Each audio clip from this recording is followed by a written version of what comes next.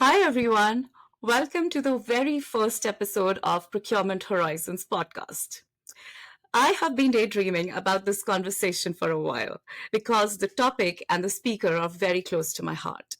We have Eileen Budo here with us today, and she's going to talk to us about the art of creating multicultural, high performing teams.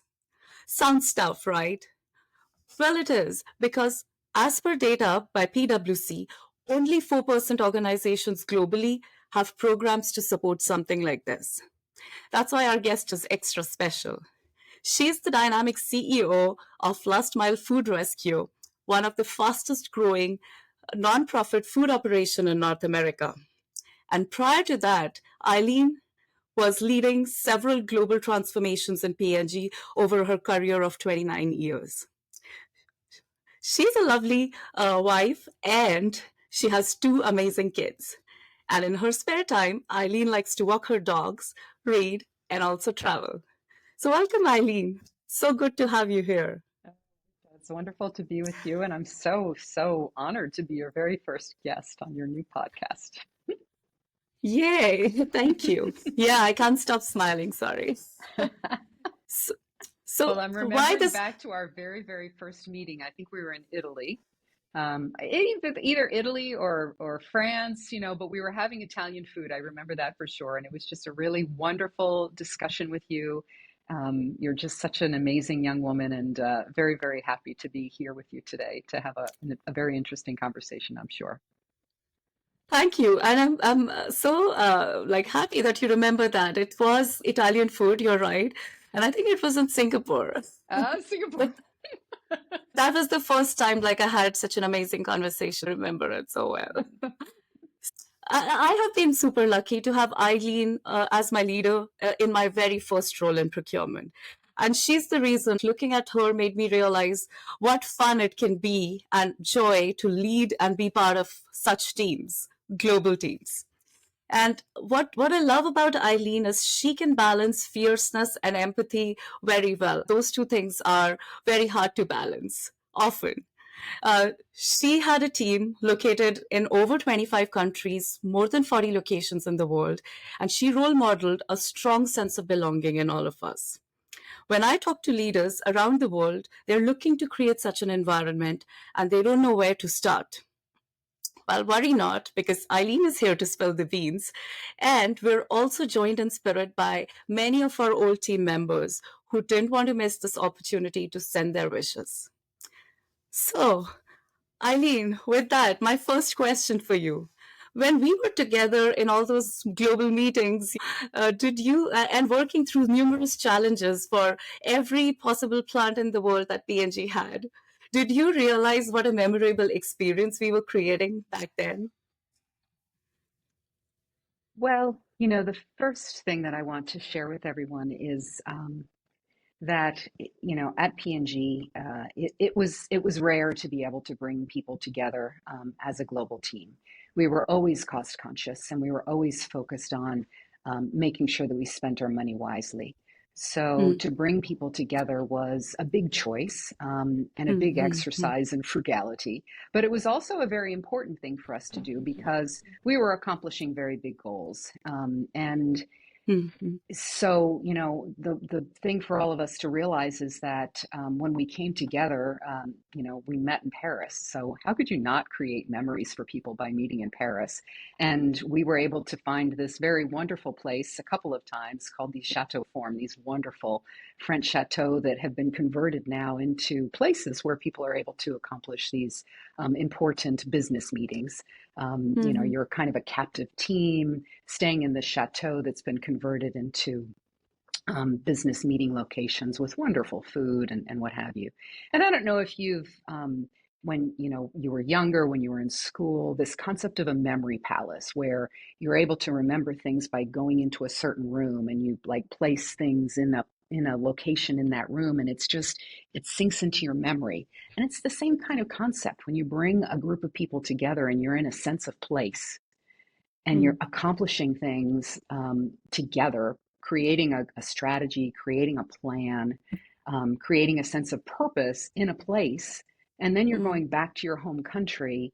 mm, that achievement that you've worked on together in a location that's different for all of you, that's mm, filled with, beauty, that's filled with amazing food, that's filled with after hour activity together because you're trapped. I trapped you all for 24 hours in a place without mm, TV, without like other extracurricular activity. You couldn't go off and shop. There was none of mm. that. Of course it was going to be memorable, and it was memorable on purpose because we had very big goals and very limited budget and important things that we needed to do. So yes, it was all Mm. very, very purposeful, and we had an awful lot of fun, I think. Yeah, we did. And I remember you saying those kinds of challenges, they don't come often, but when they do, like making room for those moments of celebrations is so critical. And we were Yes. able to do that. Yes, yes. And I remember one of the exercises that we had, we started off talking about big goals are not just about company goals, they're also about personal goals. So we did a session where we talked about, okay, let's talk about ourselves and what are we trying to accomplish as individuals. So, Mm, what are your own personal goals? What are you trying to accomplish as an individual, as a mother, as a father, as a mm, student? Because some of the people on our team were working on advanced degrees, or you're working on buying a house, or you had mm, plans to do some extensive travel. So, whatever those individual personal goals are, I wanted to know what those were as well, because it mm, makes, mm. one on one meetings and those kinds of things far more interesting if I know something about you as an individual, on top of, did you accomplish this goal? Did you go off and complete this work assignment? Yeah, I mean, that allowed such a room for connection. Not only did we know what people or what our team members wanted to do for the role, but also who they were as people and what did they want out of life. I think this was definitely one of the reasons why we all felt so connected. I'm also curious to know so apart from having these planned exercises or global meetings and making room for that connection, what do you think, what else contributed to our overall success? Well, certainly diversity. We were really blessed Mm. with having so many different countries, so many different, um, you know, Yeah. um, nationalities, so many different types of people that were part of our team. But even if we only had four, um, Hmm. those are four very different people. And Mm. being curious about each other, trying to understand the different points of view, the different ways of thinking, the different approaches that people would take. Um, and then coming up with a sense of Mm. commonality out of all of that. So being curious about Mm. differences, then coming up with what's common across all of that, and how we can blend the differences into some common goal, common objective, is what then allows us to achieve great things. Yeah, I love like your perspective on diversity. I mean, it's something that I get to hear, but I have experienced how we brought all those differences together and made something out of it, something that was still common for all of us. So, but normally to reach that stage is sometimes very tough for a lot of people engaging multicultural teams because of the differences. Imagine Eileen having people located around the world. I think it might be really good to know what was your approach when you noticed somebody in some part of the world wasn't engaged to start with. How did you go about engaging that person? Well, typically it was understanding that person's challenge, that person's issue. Um, Mm, mm, mm, so for one person, I'll just take the last challenge that we were working on, or something specific that, like, we were all challenged with finding dining mhm, solutions. And mm, if you think mm. about dining, oh my goodness, Yeah. everybody's culinary interest is very different. If you're sitting in the United States Mm. versus sitting in France versus sitting in Singapore, oh my gosh, start Yeah. start trying to come up with a common dining solution, forget it, you're doomed. Mm, And yet there are dining providers that are global in nature. We were working with one of them, right? Sodexo is a global dining provider. But somehow they're able to come up with individual dining solutions that work in manufacturing plant in, Singapore versus, mm, country A, country B, country C. Um, but understanding what the challenge is for the buyer in the plant, mm, here, and what they're struggling with, and really trying to dig mm, into, like, what are they hearing? what are the demands they're experiencing? What Mm-hmm. are their challenges? What are the expectations that are sitting on their desk? And then turning those into the challenges that are brought in front of the rest of the team. Mm-hmm. And then that can become part of the whole team's work plan because, chances are those challenges aren't so unique. Someone else has Mm-hmm. those challenges as well. But bringing those forward, giving that person some respect, some additional voice, amplifying their Mm-hmm. voice in a way that then Mm-hmm. enables them to feel more connected, more a part of the team because someone has heard them, someone Mm-hmm. has given them the ability to speak louder. That is so true. I've experienced this firsthand. I don't think I was engaged completely to start with on our mission. And that is, as you precisely said, there's so many things we hear working with different sites that were in our scope. I was trying to, the lone voice trying to push something in my region. When we spoke, was coming in with this mindset that probably I'm not doing enough. And you completely reframed my mindset. You told me that, hey, this is something that we need to do as a team. And I'm not saying that you're not doing enough. I'm looking for you to help me and the team.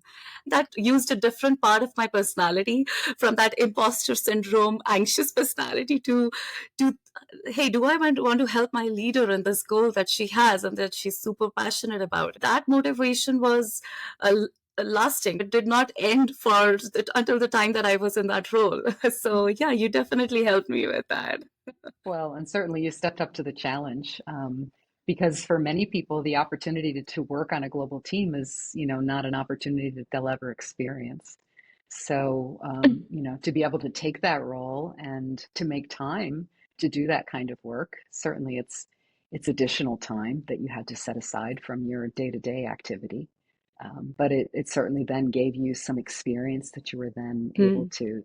to take advantage of and do other work in your career. So thank you for stepping up to the challenge, Richa.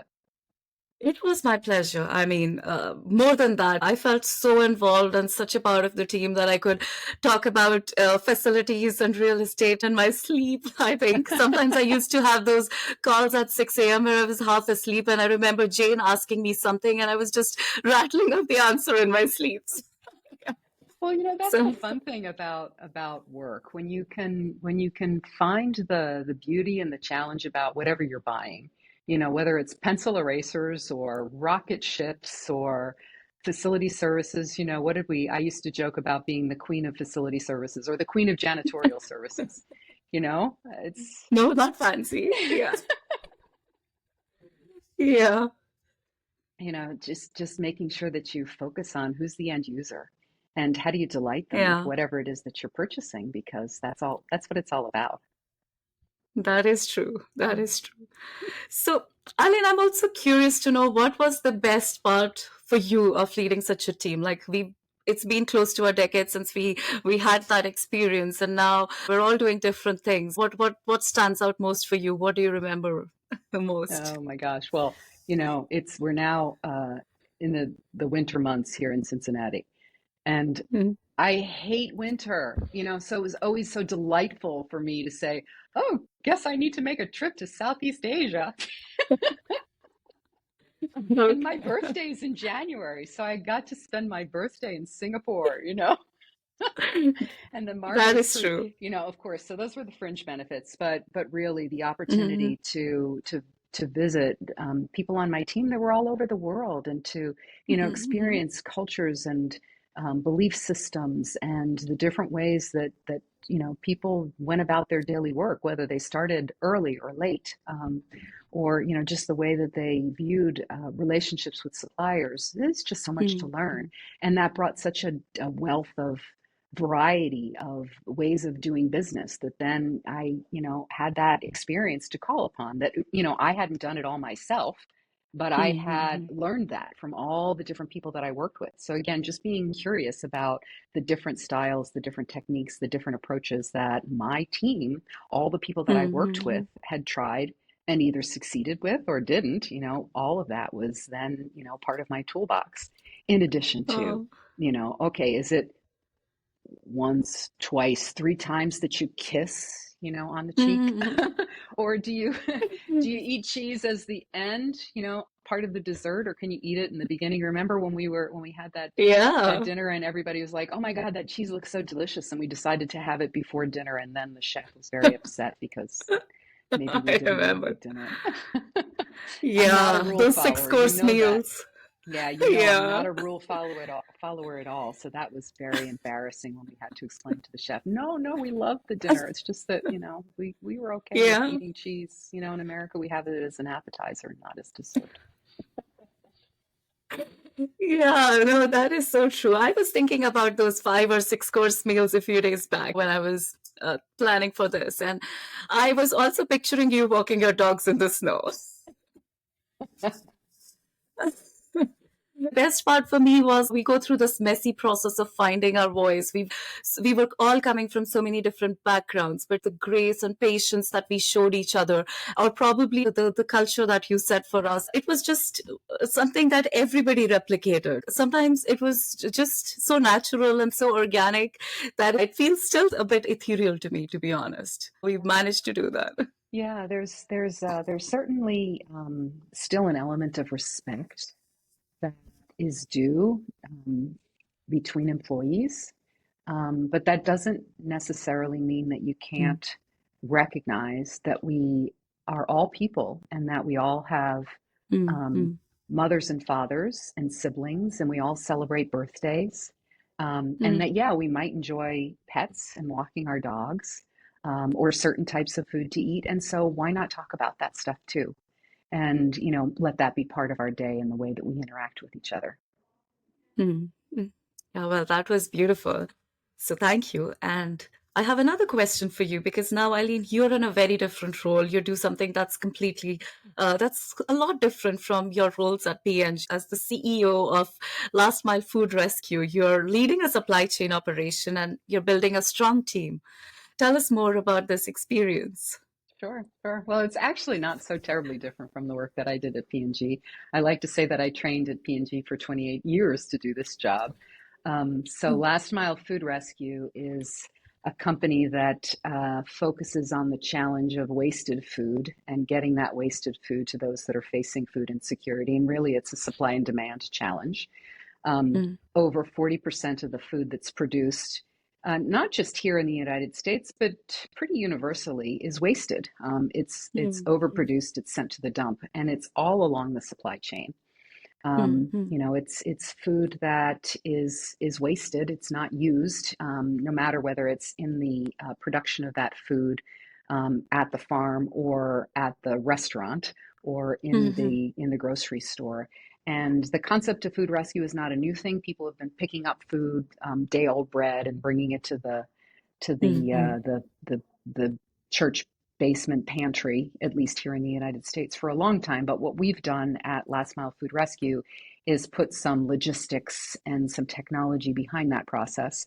And we mm. have here in Greater Cincinnati an army of volunteers. We have over 800 people Oh. that are picking up food. We have an app that gives direction to volunteers. Here's who you go, where you go. You're going to pick up food in your own personal vehicle. You're going Mm, to take it to this particular pantry, after school program, soup kitchen, what have you. And it gives you all the directions that you need, mm, mm, information about the size of the food that you're mm, picking up. Because if you can imagine picking up from a convenience store versus picking mm, up from an event center, from mhm. a grocery store, that's a large difference in terms of the amount of food that you're rescuing. Um, but this year, we're going to rescue probably about 4.2 million pounds of food, which is a roughly 4 million Wow. meals for people that are facing food insecurity. So it's a very, Mhm. very significant intervention that we're making. We're solving the problem of food insecurity here in our community. So it's really a lot of fun because we're making a significant difference in our community. We've got a relatively small team, a dispatch team that is Mhm. matching those donors, those food donors, with the agencies that need the Mhm. food. A group Okay. of people that are helping our volunteers, another group of people that are putting programs together. So relatively small inside team, but then, like I said, an army, 800 people that are out there Mhm. doing their own part to change the community and solve this problem of wasted food and food insecurity. Wow, 4 million pounds. Yeah, when I read that for the first time, I was like, "Well, that sounds pretty amazing," and it's so nice to see you make that difference for such an important cause. And for anyone listening in from Cincinnati and looking for a volunteering opportunity, we're going to add some links to Last Mile Food Rescue's website with this podcast, and feel free to get in touch. Yeah, and I would And say for not it, just Cincinnati, anybody in the US that's interested in starting a food rescue operation, please reach out to me. I'm yes. happy to give you some perspective and advice on how to start one in your own community. Awesome. Awesome. That's great. So I have one last question for you, Eileen, and then we'll have a surprise for you. So the last question is like, what would be your advice to people working in multicultural teams? Like, what can we do as team members to create such experiences for everyone around us? And for leaders looking to build such teams, what do you think is the most important element that they should not miss? Oh, hands down, it's don't lose your curiosity. I don't know, Richie, you've got a little girl, Yeah. and is your little girl going to preschool now? Is she coming home from school and you Yeah. saying, who did you talk to today? Did you meet a new friend? What was her name? Do you ask her those kinds of questions? It's the I same do. thing. It's the same thing. It's like, okay, Yeah. what did you learn today? Yeah. Just learning something new, something different about the person when you're meeting with a team member, walking away with something new, not about work, but about that individual. Mm, I was talking mm, to my mm, husband, and I was talking about a woman that I work with, and he made a mm, comment, and I said, "Oh my gosh, I don't know that about her." And this is mm. a person that I've worked with now for 6 months, and I'm like, "Oh, I don't know that about her." Oh, And I was like, "Oh, I should." So, it's just okay, I got to find that out. And it's not like knowing every detail. mm, It's not being like yeah. nosy. It's just, I Mm, should know that about that person because that person's mm, important to me. That person's a member of my team. So just being curious because the mm, more that you know about the person, the more that you're going to be able to enable them, to support them, to help them do a better job for what you're mm, together trying to accomplish for whatever mm, goals you're mm, working on for your company, for your business, for your nonprofit, for whatever mm. your objective is. So curious, be Yeah. curious. Never lose your Yeah, and that's curiosity. yeah, that's amazing. And that's something we can all gift to each other. It definitely helps me remember something. One of our global meetings where we were around a table and we were all like heads down on a complex problem and we were not making much headway. And we decided to take a break. It was evening time in Paris. We had a glass of champagne or wine in hands, and we were sitting around a table. And you asked us a question that has stayed with me. That question was, what would you be doing with your life if it wasn't for the responsibility or making money or whatever? What would you be doing with your lives? And I remember we had such deep conversations around the table and we got to know each other in a totally different way. That was the first time I had said aloud, even to myself, that I would be probably writing somewhere. But yeah, I felt so good after that. I realized much later, next day when we woke up, we went at the same problem but with a very different set of energy. So Hmm. you were able to bring us like from a very like stuck state to a totally changed and refreshed state. No wonder we were able to have so many wins across the world and to do such a magnificent task together. So I really remember that. I'm glad. I'm glad because you're really a great writer. Oh, thank you. I'm learning. Yeah. I now is the time for that sweet surprise. I have built enough anticipation. Let me share my screen and hopefully the Okay. technology works right. So, yes, here we go.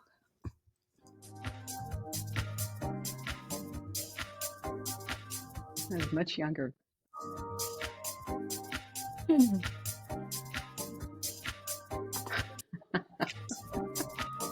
Sorry, I included that.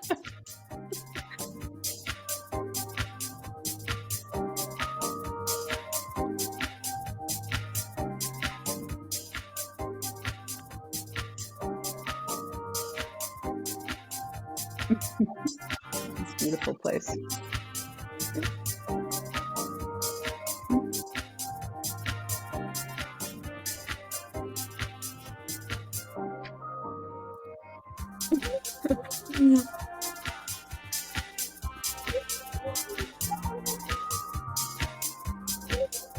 I mean, that's not exactly a debate, but close.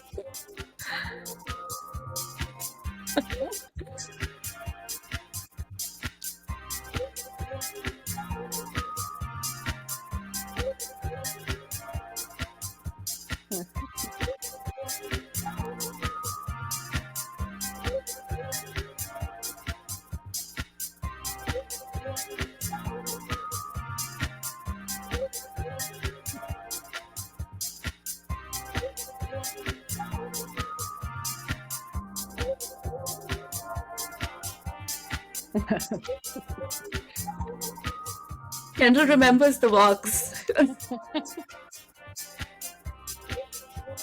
I love that picture. And that one.